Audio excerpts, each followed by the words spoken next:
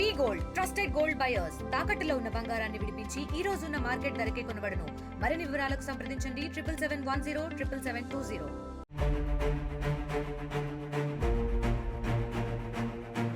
కొంతమంది మనుషులు జంతువుల్లా మారిపోయారు.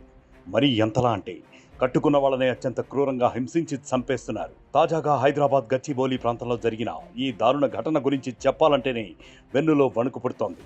భార్య కడుపుతో ఉందన్న కనికరం కూడా లేకుండా కాళ్లతో తన్నుతూ పిడిగుద్దులు గుద్దుతూ చివరికి బండరాళ్లతో విచక్షణారహితంగా దాడి చేశాడు ఆ మూర్ఖుడు. ఆ వీడియో చూస్తేనే ఒళ్ళు గగుర్పొడుస్తుంది. వికారాబాద్కు చెందిన ఎండి బసరత్ ఉపాధి కోసం నగరానికి వచ్చి హఫీజ్పేట పరిధిలోని ఆదిత్యనగర్లో నివాసం ఉంటున్నాడు. 2023 జనవరిలో అజ్మీర్ దర్గాకు వెళ్తూ ఉండగా బసరత్కు కోల్కతాకు చెందిన షబానా పర్వీన్ పరిచయమైన కొద్ది రోజుల్లోనే అది ప్రేమగా మారింది. దీంతో వీరిద్దరూ గత ఏడాది అక్టోబర్లో పెళ్లి చేసుకున్నారు.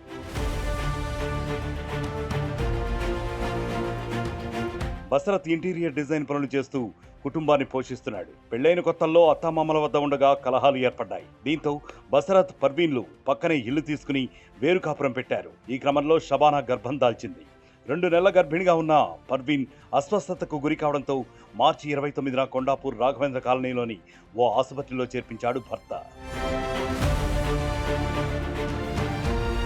2 రోజులు ఆసుపత్రిలో చికిత్స తీసుకున్న తర్వాత పర్వీన్ను ఏప్రిల్ 1న రాత్రి డిశ్చార్జ్ చేశారు. అయితే ఆసుపత్రి బయటకు వచ్చిన జంట అక్కడే గొడవ పడ్డారు. వివాదం ముదిరిపోవడంతో బసరత్ కోపంతో భార్య పర్వీన్పై దాడి చేశాడు.